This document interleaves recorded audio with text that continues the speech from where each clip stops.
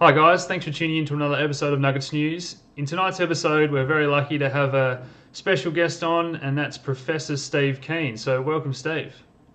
Good to be here. Thank you. So, we're going to talk about a number of issues today: public versus private debt, the global financial crisis, housing bubbles, cryptocurrency, where this is all going in the future. So, mate, do you want to talk about what you've specialised in? You called the global financial crisis in advance in the past, and what you're sort of up to these days? Yeah, sure. I was a critic of mainstream economics from the middle of my first year at university in 1971.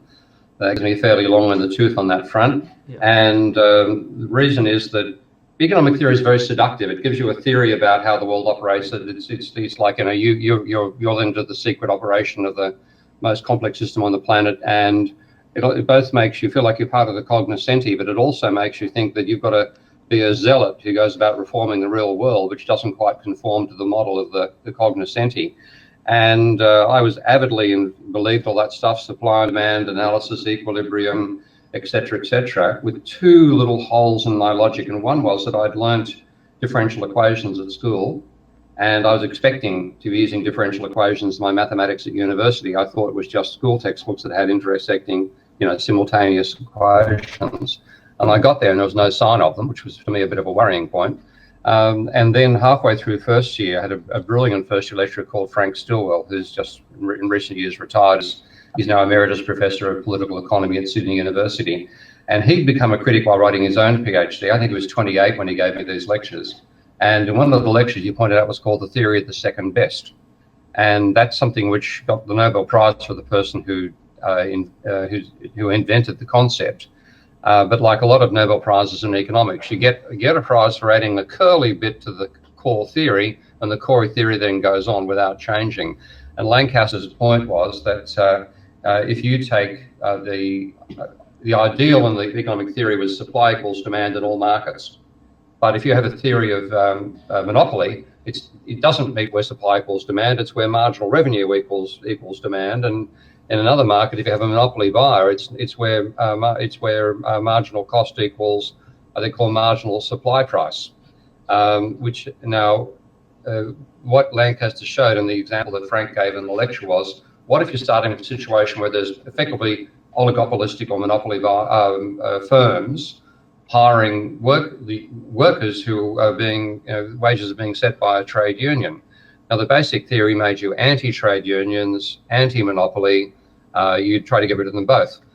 This theory showed that if you had both oligopolistic buyers of labour and oligopolistic sellers, and you abolished one or the other, you made the welfare of the economy worse. And I looked at this and thought, holy shit, I've been believing this stuff as, telling you how the world works. And here's a very sound theory using the basic logic of the discipline, saying that if you take one step towards what they see as nirvana, you end up one step closer to purgatory. And I thought there's got to be something wrong with the theory. So I started reading the academic literature at that stage, and I found an absolute hellhole of garbage in the mainstream. And that's what started me being a critic of the theory back in 1971. And then in late 80s, 1987 to be precise, I decided that I'd left university. I was the only first member of my family ever to go to university, so I had no real picture of how I rated. I thought I wasn't as bright as the professors, even though I'd taken them on over the political economy dispute beforehand. Worked as a school teacher, worked in overseas aid, worked in journalism, worked in the part of the government department in the Accord days, back when they had the Hawke-Keating government. And I was reading the economic literature still, and things that I thought we should be done weren't being done, so I went back to university. And in late 1987, just before the stock market crash, my lecturer said an essay which involved reading a book, and I'd heard this guy's name, Hyman Minsky, and I read his book called John Maynard Keynes. And I'd read an enormous amount of literature before I got to that point. None of it had made sense by either supporting or critiquing capitalism. This is the first thing I thought that really gelled. So I hadn't done my PhD at that stage, but I decided to do my PhD on modelling Minsky's financial instability hypothesis, because he'd attempted to build a mathematical model of it, and I knew that he had chosen the wrong model and done the wrong mathematics to build it. So I thought I could do it, which is what I did. and then the characteristics of that model, which I finally started doing my PhD in 1993. Long story, so why it took so long to start. Actually, no, 1992 I started. And in August of 1992, I built my first model of Minsky, and it generated what I thought at that stage was waffle, which was complex behavior, complex systems, chaos. And I thought, maybe I should take this chaos stuff seriously.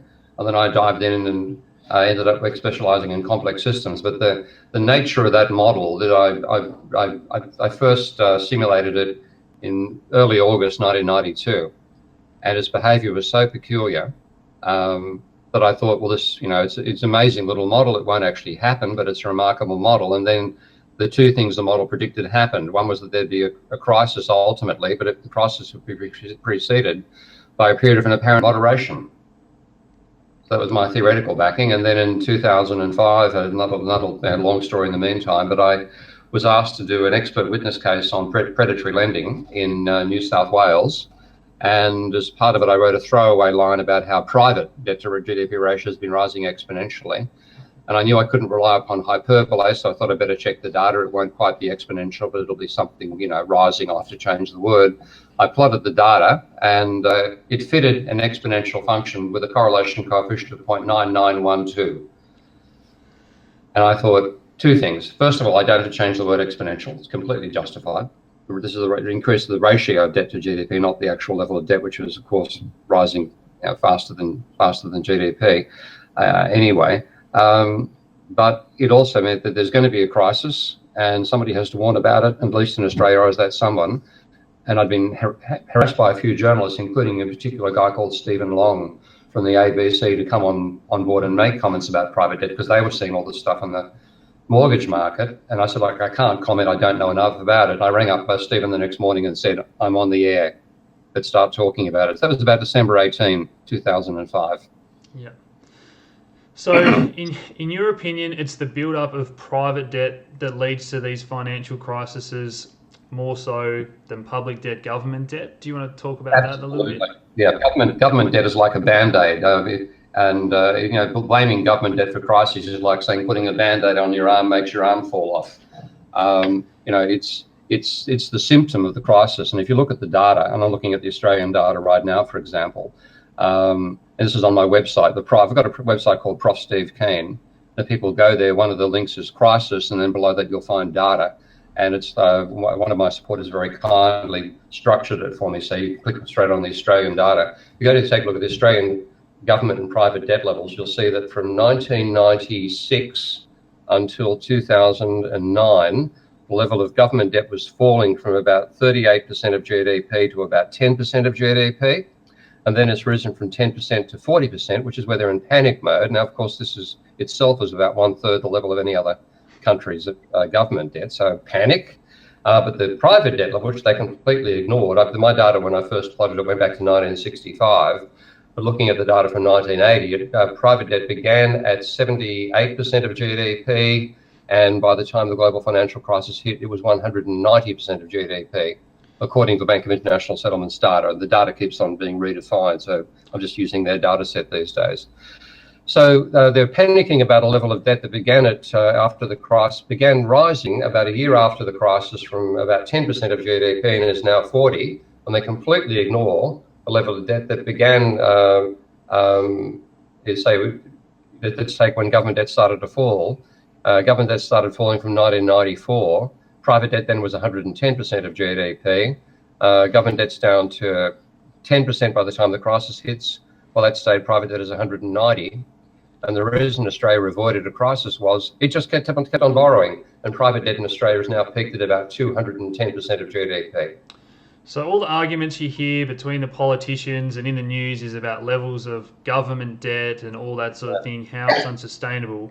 Whereas what's not been talked about enough, as you're saying, is the level of private debt and consumers that drive the economy. In Australia here, we're in the 200 and whatever percent private debt to GDP, and we simply can't keep borrowing. Consumers are tapped out.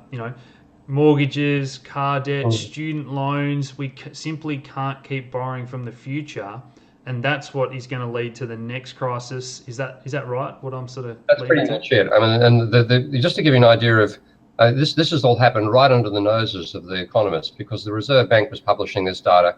It started collecting it back in at least the 1960s. There's a guy called N.G. Butler who started putting the first data series. Now, you know the government people worry about the level of government debt to GDP. You're aware of that, of course. Okay. I'm going to name names here because I'm sick and tired of putting up with this bullshit being got away with. Guy DeBell, who was, he's a nice bloke. I like Guy. He's a nice guy. No argument about that. Surely I means well. Guy and I spoke at a conference in Adelaide in about 2006, I think. And he said to me when I gave my presentation, he didn't know why I was worrying about the level of private debt to GDP, because that was comparing a stock to a flow. Now, I was so flabbergasted by the bloody answer that I forgot what I said back to him. But one of the obvious things is, well, if that stock to a flow comparison doesn't matter, then why do you worry about the level of government debt to GDP, which is also a stock to flow comparison? But the basic story is, if you divide the stock by the flow, what you get as an answer is the number of years it will take you to repay the debt level. Now, that's something that's significant to individuals. In the government case, the government debt, the reason it doesn't comparatively matter compared to private debt, though I'm not going to say it doesn't matter at all, is the government's the only institution that owns its own bank. So practically speaking, if the government needs to pay its debts, it has a bank that it owns that it can tell to pay its debts. If you and I can't pay our debts, tough shit, we lose our house to the bank.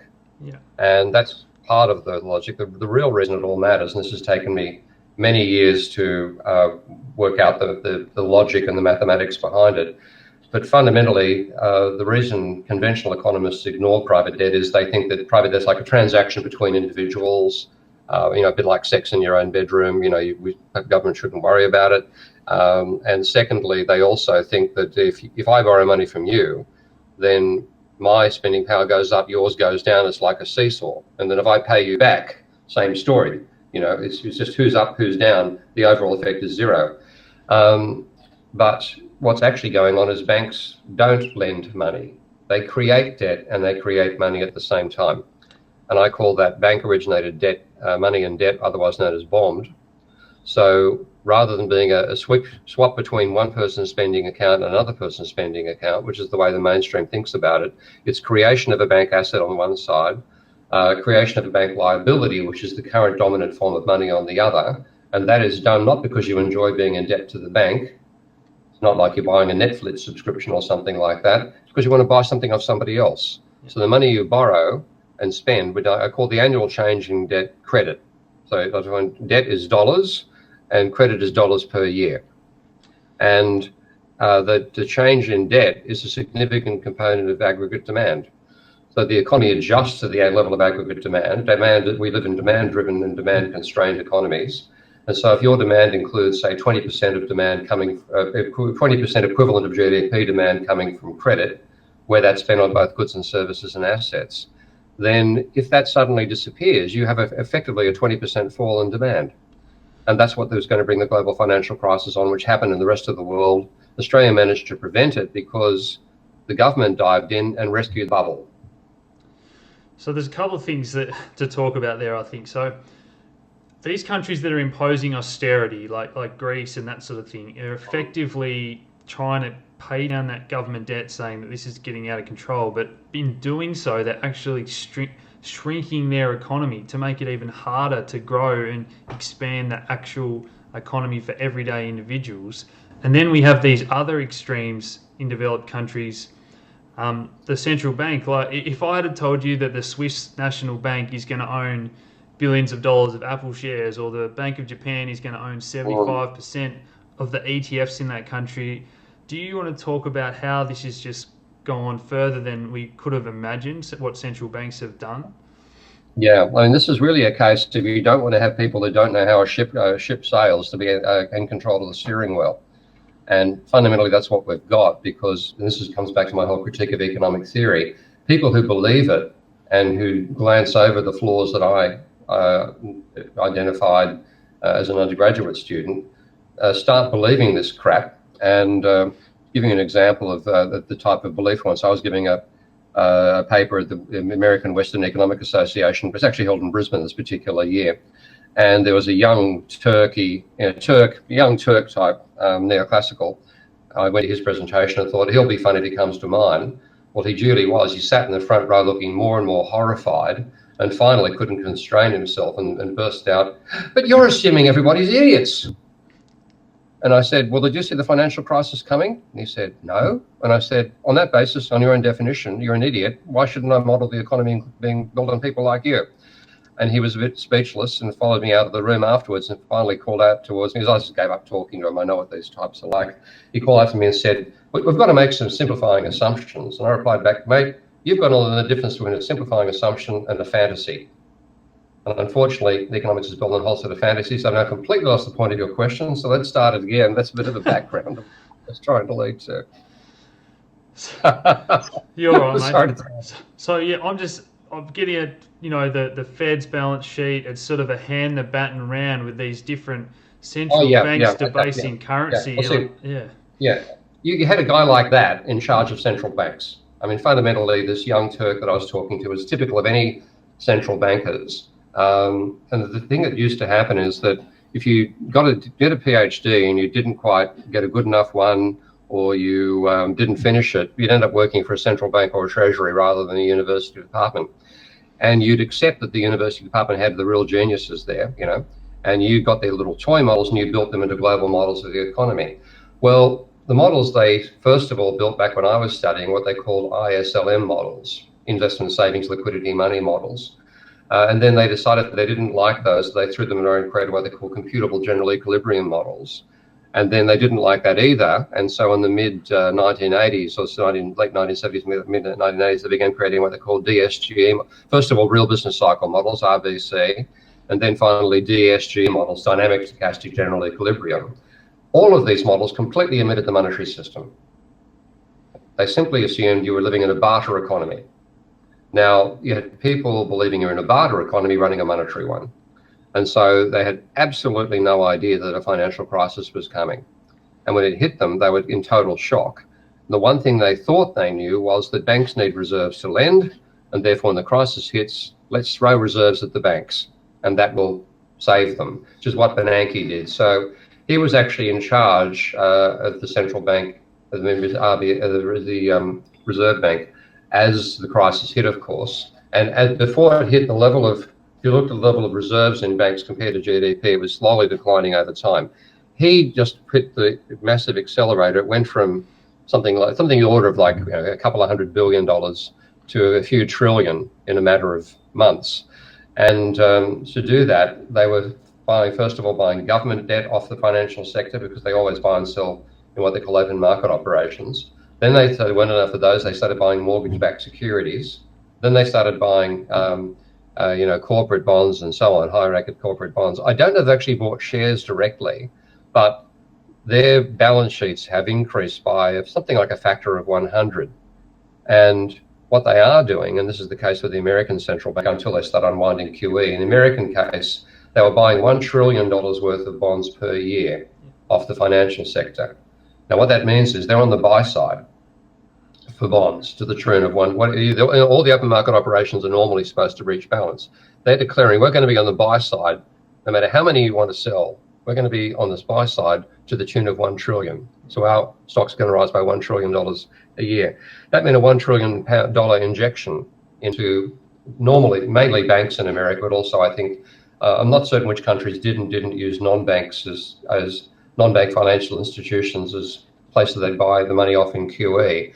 But effectively, that was like they thought by giving the banks that money, they'd do two things.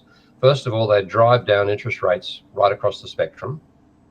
Secondly, actually three things. Secondly, they'd encourage, since financial institutions that sold the bonds to the central banks ended up with cash rather than with income-earning assets, they'd be forced to buy income-earning assets. No point buying bonds, because guess who's on the buy side? So what you buy instead was you buy shares. And therefore, they'd encourage financial institutions to buy shares in corporations. The third thing they thought it would do is give them so much reserves they'd have to lend. Now, that is where my knowledge of banking comes in. You cannot lend reserves. They are irrelevant. lending. They're not. It's not possible to lend them out. Um, it's a complete. It's a childish textbook model called the money multiplier, which is also lies behind the other childish textbook model called fractional reserve banking.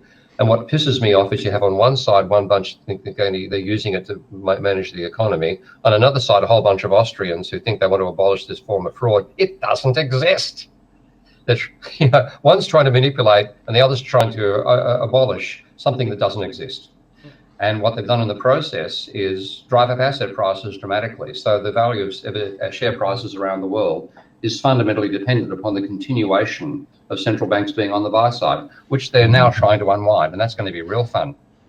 And I think that leads us to the next point, that asset prices, so the rich, we've never seen wealth inequality at such extremes. So if you own a house, if you own shares, you own these bonds, you've got richer, and the average guy on the street, we just haven't seen wage growth, and that's why what the Fed have done hasn't worked for the majority of people. And as you said, all the average person that is in all this private debt that you've just described, now they're going to start to attempt to increase interest rates. That's only going to strain the average guy on the street more who owns all this debt. So where do you see this going in the next few years if they do try to get interest rates back to normal levels? Oh, that's a total farce, because again, what they're trying to do is get the interest rates back to normal levels according to their models. Now, the central banks are learning. This is something that I have to acknowledge, particularly the Bank of England, but also even the Bundesbank has come around on this. To some extent, the New York Fed's come around, but the Fed in general has not. And they're realizing, yes, banks create money by lending. And what they haven't yet put together is that by doing it, they also create part of aggregate demand. So they're getting there. But what they've done in the meantime is they've fallen back on habit to some extent, because central banks always dealt with banks, of course, because the central bank is the banker for the private banks. So reserves of private banks are liabilities of the central bank. And when you and I do a transaction, if you banked, with Westpac and I banked with Lloyd's, as well as the international SWIFT transfers, there'd need to be a transfer money from my account to your account. There'd need to be a transfer of reserves between, well, actually, let's say talk to domestic banks. If I was the Commonwealth, you were Westpac, there'd need to be a transfer of reserves from the Commonwealth to Westpac at the same time. It's our transaction causes their transaction. Yeah. And so you and I swapping at our different banks is mediated by the central bank swapping between the accounts of Westpac and the Commonwealth Bank at the Reserve Bank of Australia. So, of course, when it came to the crisis, which they weren't expecting, are completely flummoxed by it. The only person in official capacity who actually knew a crisis was coming was Bill White, who was the research director of the Bank of International Settlements. I can talk a bit more about Bill later. But everybody else thought everything was absolutely hunky-dory, the system was under control, they'd managed to abolish the trade cycle, equilibrium had been achieved, the textbook vision was now in the real world, they could pat themselves on the back, and then August, September 2007 began, and what the fuck hit is basically the reaction they had. But in that case, what they did was they went back to habit. They'd always dealt with private banks. Their rescue remedy was to go through the private banks, and their thought was twofold: give them money that they can, give them money that they can lend by creating reserves, which is wrong. Drive down the price, drive up the price of bonds, and therefore drive down interest rates across the spectrum, which is correct. They were able to do that, and then make shares more expensive, which they knew they were doing, and therefore create a wealth effect, which would mean people would spend more. Now, firstly, that wealth effect has been proven by empirical research by the New York Fed not to exist. The only wealth effect we actually see is out of housing prices.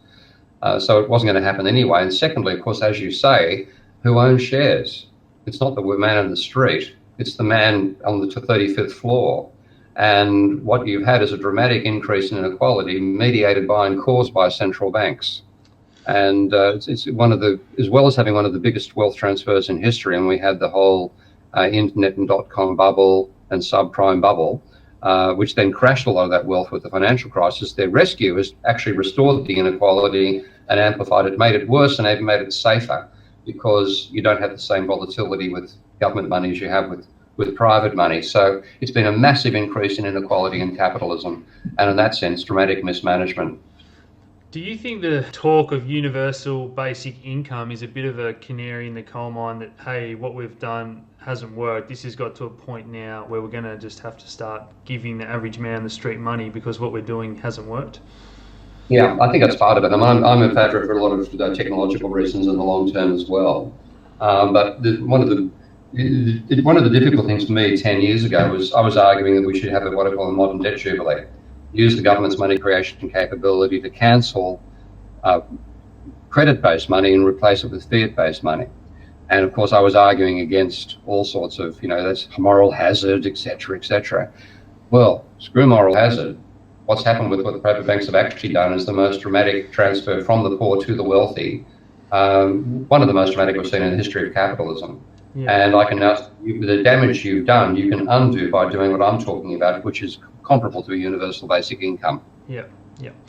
So do you have any ways that you recommend for people to protect their wealth? I know traditionally we've had gold and precious metals. I know most of my subscriber base are into cryptocurrency. I think anything that's a fiat or central bank alternative is pretty attractive to a lot of people. Do you have any opinion on all that sort of stuff? What people do is they believe gold is money, and that's a lot of the sort of gold bug attitude. And equally with cryptocurrencies, people think that they're going to become money. To me, certainly gold is a speculative commodity that does well during credit crises. Yeah. On that basis, it's a good asset to buy when you think the monetary system is fragile, but it's not actually money. Nor can it be made into money. So I think there's mythological elements to what people are doing there. But if you have an expectation of an asset price bubble bursting or central banks being forced to reverse a policy which has inflated asset prices, then in that situation, it's likely that things like gold are going to increase in value. Yeah. And I know you said you don't know a lot about cryptocurrency, but having a digital means to instantly transfer value from Australia to London at basically no cost. Is that something that you're sort of interested in, or you'd prefer not to comment too much? I'm interested, but it's not no cost. And this is the thing at the moment. The amount of money you get slugged for in bank transfers is huge. So I've been using WeTransfer myself personally for money transfers for quite some time now, but it's a damn sight cheaper. Yeah. And it's about the same speed. That's, of course, going through the SWIFT system. What you've got with cryptocurrencies is a way of bypassing SWIFT and bypassing the central bank systems. But it's certainly in terms of the energy cost of verifying transactions in Bitcoin, that ain't no cost. If that was no cost, I'd happily use Bitcoin to pay my electricity bill because it's apparently equivalent to each transaction verification process uses an amount of energy equivalent, I think, to the monthly energy consumption of an American household. So that particular element worries me a great deal because this is not the time to be consuming large amounts of energy for small transactions. Yeah. So you're sort of saying, the cost of electricity for Bitcoin is actually quite high at the moment. That's one of the things that we're having all these scaling debates about.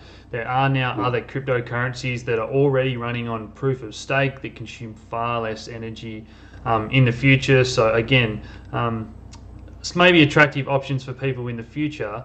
Do you think governments and central banks, the market cap now of cryptocurrency is up to 200 billion, do you think they crack down on this at some point because it is maybe better than what they've got? So it's not better yet. The basic structure of a banking system, the reason it works, and this is the best person. This is a guy, and he died a couple of years ago. A guy called Augusto Graziani, wonderful, tiny, elegant Italian man, who's the only human being I've ever met who speaks in perfectly formed English paragraphs. But Graziani, he sort of from first principles says, what is money? And he said, well, money can't be a commodity, because if it's a commodity, then what you're saying, you're using a particular commodity in a barter system as the means of transit. But it's not, you're just a barter system, it's still not money. So it can't be something which is simply credit in the logical sense, and credit is an obligation. Somebody gives you something on credit, it means you still owe them money. There's no final transaction until you transfer money.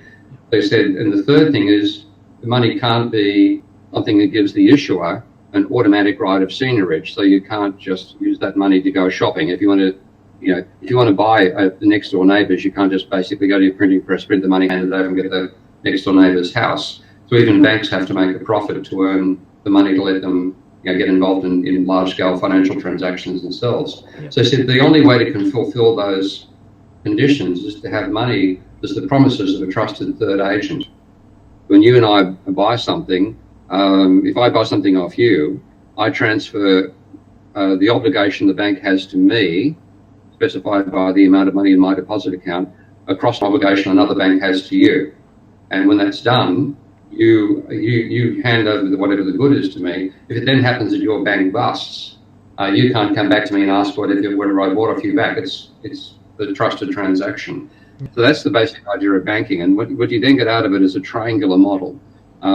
Rather than the neoclassical model, and this is where I think where Bitcoin went wrong in its initial design idea, the neoclassical model is that we live in a barter system where there are two people, each with two commodities. And what they have to do is work out a relative price. And then money exists just to mean you don't have to have exactly the same thing.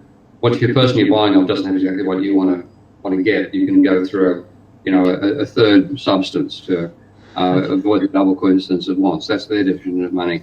But that's two people, two commodities. What Graziani said is actually three people, one being an institution, one commodity, and an obligation, which we call money transferred. So rather than you get a triangular structure, the bank at the apex, the buyer and the seller at the base, and money goes one way and one commodity goes the other. So that's fundamentally a monetary system. Now, what you're trying to do with things like most of the cryptocurrencies is bypass that whole structure. And the thing which I think was difficult about Bitcoin is that, of course, it wants to have a non-trusted system. You don't need that trusted party. Well, that's fundamentally saying we don't need money to do what money does. And what has actually happened instead is this enormous cost, the verification process. You get proof of, what do you call it? Proof of what? So proof of work is the computers doing mining, and proof of stake is if you and I own large amounts and we can be trusted by the network to verify transactions at very little cost. Proof of state is actually modelling money. Yeah. Proof of work is modelling barter. Yeah. And therefore, in the same case of barter, if we did actually use gold for transactions, you and I would be out with a shovel in the hills regularly trying to dig stuff up and then putting large amounts of our physical energy into digging holes in the ground, pulling out a bit of gold and putting it back in another hole in the ground after we got it out. Yeah. That's a barter model of capitalism. Capitalism is not a barter system. So proof of work is barter. Proof of stake is fundamentally Stake. Okay, proof of stake is fundamentally, in that sense, very close to mirroring what money actually is. So in that sense, I think it's got more chance to succeed. Cool. Well, that's interesting, mate. We could talk about this for hours, but we'll have to move on. So the next thing I just want to talk about is deflation and demographics around the world. So, we've seen it in Japan, but now we're getting to that stage where there's going to be lots of developed countries that have this entire baby boomer generation retire, and we already see a strain on pension funds, government promise funds, private promise funds. How do you see that side of things all playing out as the demographics around the world shift for the first time? That's another semi-mythical problem. And the reason for that is that what actually means you can support old people in their dotage when they can no longer work is not the amount of money you've got or financial assets. It's the amount of factories you've got that can produce output which can be consumed by somebody who's not working. So by focusing upon the monetary stuff, we've completely ignored investing in the productive capacity necessary to provide goods and services for everybody, including those who aren't working. Yeah. And one thing we've been doing in the last 30 or 40 years is dramatically improving, certainly in Japan too, by the way, our capability to have robots doing work. Yeah. I just actually yesterday saw a tweet. It was quite stunning when I first saw it. It's a robo cooking machine. See it? No, but I'm no doubt that there's more AI coming to help us. So, very simple little film of AI. They basically filmed how chefs made various menus, and then they completely build a machine with 2 arms and hands and everything, and it just basically replicates. It actually looks like a, I thought there's got to be somebody behind this pretending, there's got to be a Wizard of Oz making these hand movements. Yes, it was. It's a Wizard of Oz which had been filmed from, virtual reality cameras and reproduced everything, including the flourishes of the chef, chopping and dicing. And this is a chef, you can buy it. It's actually commercially available. So robotics can mean that we don't need the physical labor anymore. Yeah. So the whole idea that there's a change in the ratio of people who aren't working to those who do, that would have mattered if we were back in the dark ages when you had to all be out in the fields mining, but it's happened in the middle of a robotic transition, an AI transition. Okay. If we find we can't provide enough for people that can no longer work, it's a failure of our society to build the physical resources. It's not we haven't got enough money. That's interesting, mate. I'm glad you've said that as well. So, mate, is there anything you wanted to say before we wrap up? Because this has been a fascinating chat. We could go on forever, but we do have to wrap it up at some point. Yeah, well, look, the main thing is I never expected I'd be the leading intellect bringing about change in economics. I thought I'd be one of the foot soldiers explaining to other people what logic should be. Yeah. I found myself in the unexpected situation of being probably the leading intellect on the non-orthodox development of economic theory.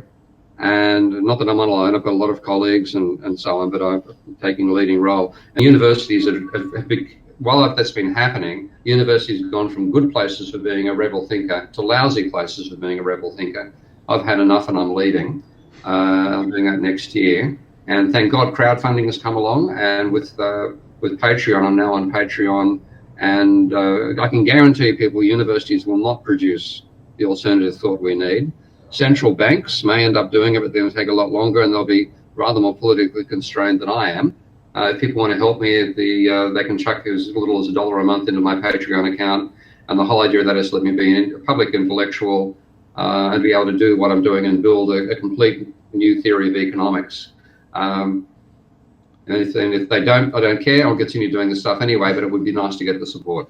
So guys, Steve speaks out against the mainstream ideas. I'll put the links in the description of this video for how you can support his Patreon channel. But Steve, it's been a pleasure, mate. I really appreciate you coming on the channel. So thanks for tuning in, guys.